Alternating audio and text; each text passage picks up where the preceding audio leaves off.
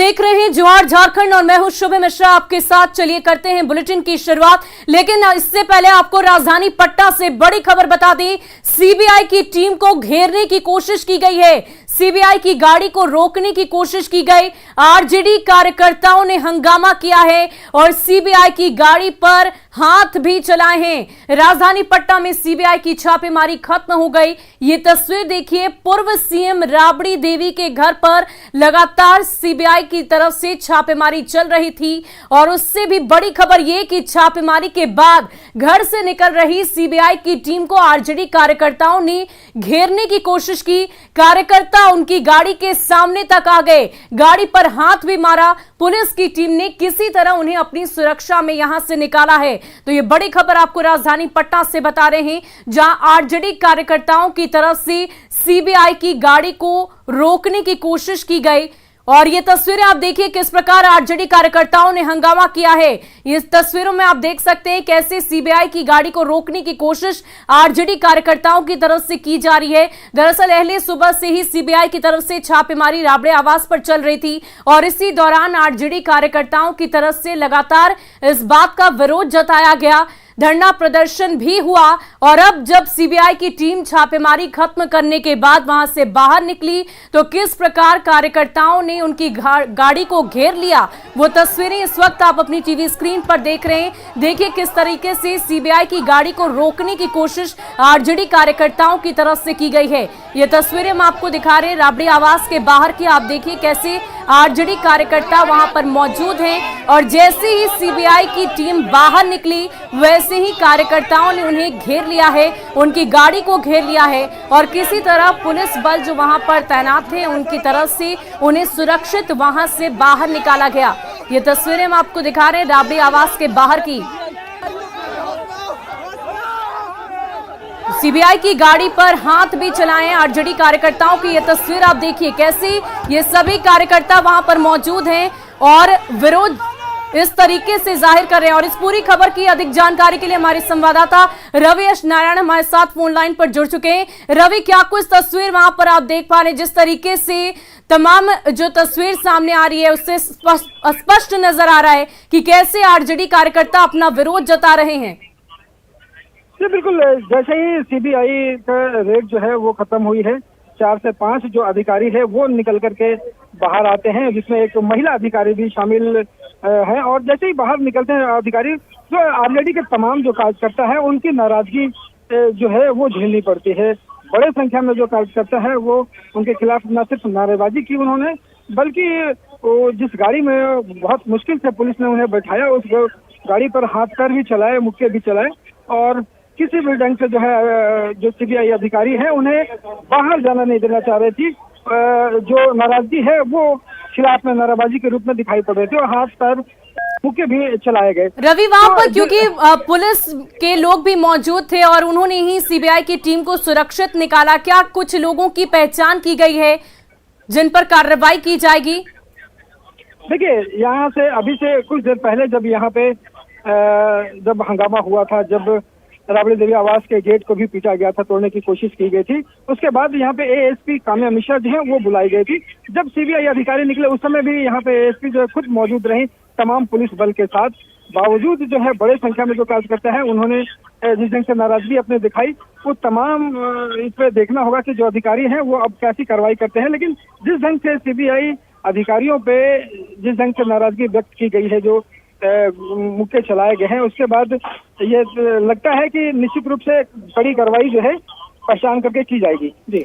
जी बहुत बहुत शुक्रिया हमारे साथ जुड़ने के लिए। तो ये तस्वीरें आपने देखी किस प्रकार आरजेडी कार्यकर्ता नाराजगी अपनी जाहिर करते नजर आए। सीबीआई की टीम जब छापेमारी पूरी कर बाहर निकली तो उनकी गाड़ी को घेर लिया गया।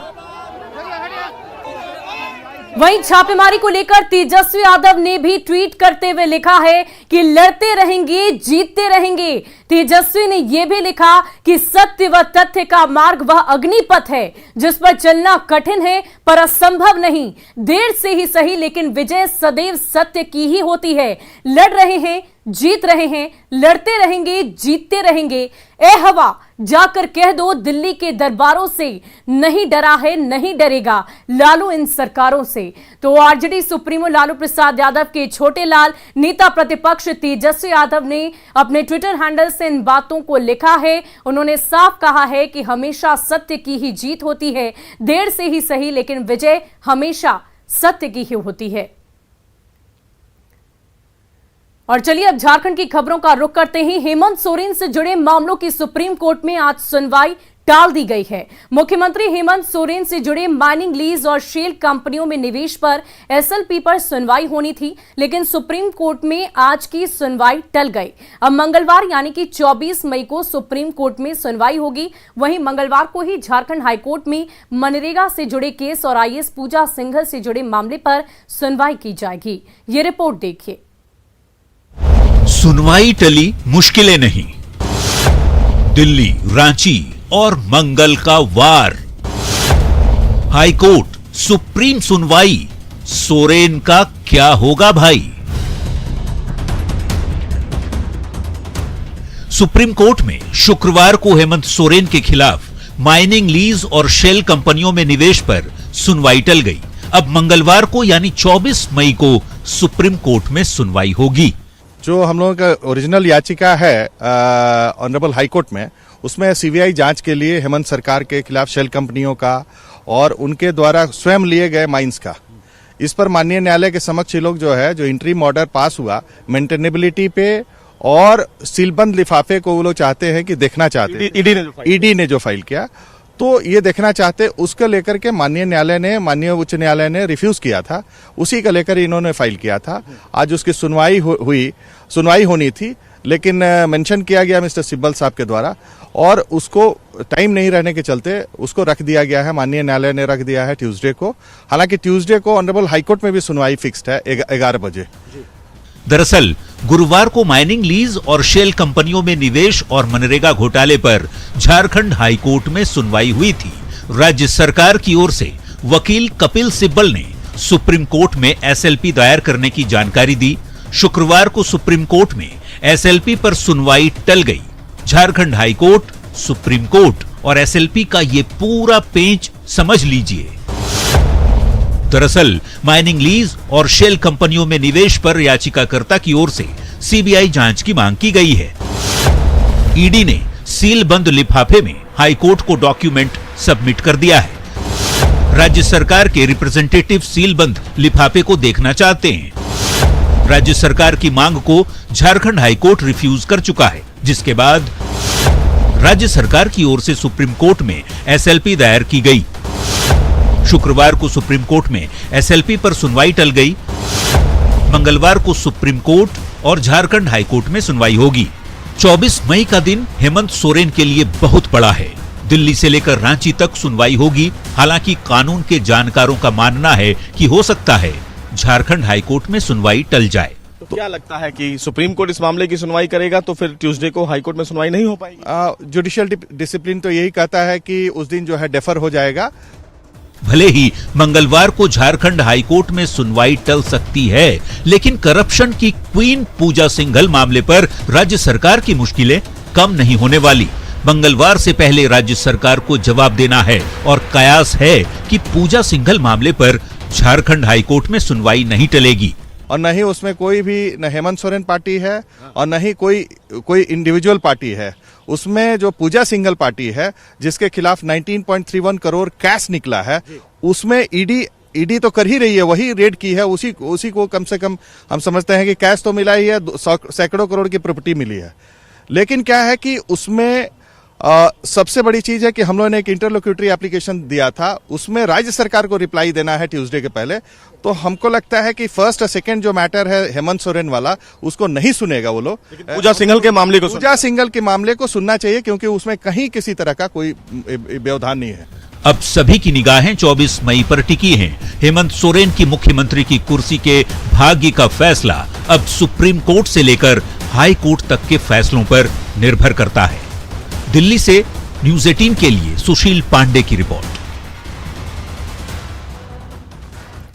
और आज मुख्यमंत्री हेमंत सोरेन ने निर्वाचन आयोग की नोटिस का जवाब दे दिया।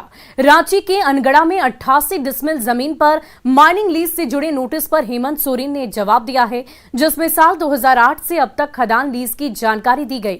ये रिपोर्ट देखिए। हेमंत का निर्वाचन आयोग को जवाब, क्या बनेगी बात? बचेगी सीएम हेमंत की कुर्सी या जाएगी सदस्यता? निर्वाचन आयोग के एक्शन पर सस्पेंस। मुख्यमंत्री हेमंत सोरेन ने खदान लीज मामले में निर्वाचन आयोग की नोटिस का जवाब दे दिया है। निर्वाचन आयोग ने रांची के अनगढ़ा में खदान लीज मामले को लेकर हेमंत सोरेन को नोटिस थमाया था। आरोप है कि हेमंत सोरेन ने अनगढ़ा में 88 डिसमिल जमीन पर दिसंबर 2021 में स्टोन माइनिंग का लीज लिया है। उस वक्त हेमंत सोरेन मुख्यमंत्री और खान विभाग के मंत्री भी थे, इसलिए संविधान का अनुच्छेद 191(1) लागू होता है। अब हेमंत सोरेन ने निर्वाचन आयोग को नोटिस का जवाब दे दिया है, जिसमें साल 2008 से लेकर अब तक खदान लीज को लेकर की गई प्रक्रिया की जानकारी है। 88 डिसमिल के खदान लीज से संबंधित वास्तविक जानकारी दी गई है। अब निर्वाचन आयोग के एक्शन पर सबकी निगाहें टिकी है। देखना होगा निर्वाचन आयोग हेमंत सोरेन के जवाब से संतुष्ट होता है या फिर एक्शन लेता है। Bureau report, news 18।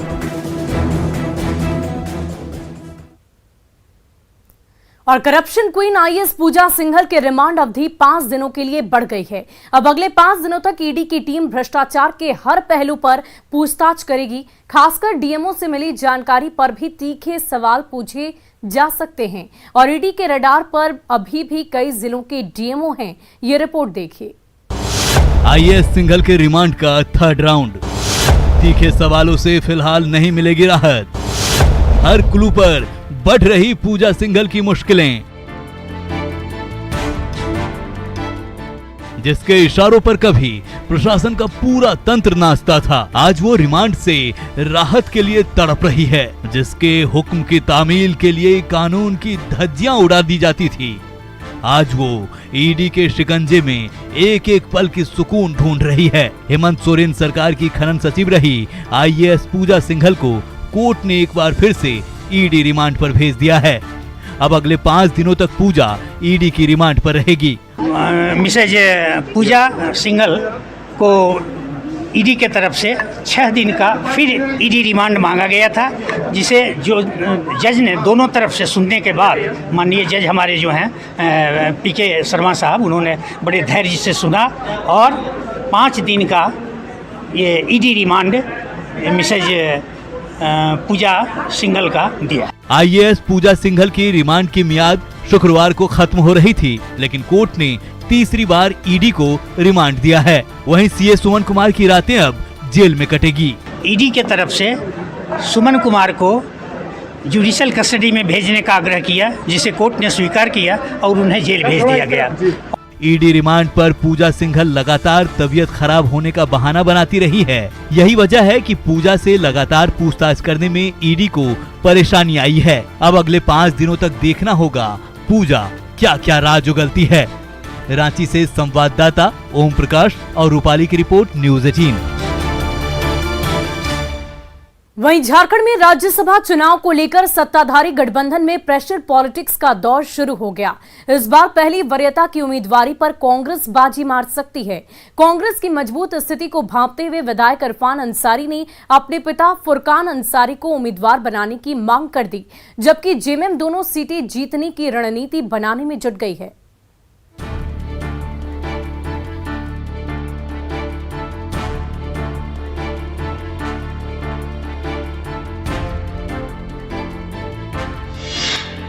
क्या राज्यसभा चुनाव से पहले गठबंधन में पड़ गई गांठ? कांग्रेस के 14 विधायक सोनिया गांधी से क्या कहेंगे? जीत के लिए जेएमएम का साम दाम समीकरण क्या है?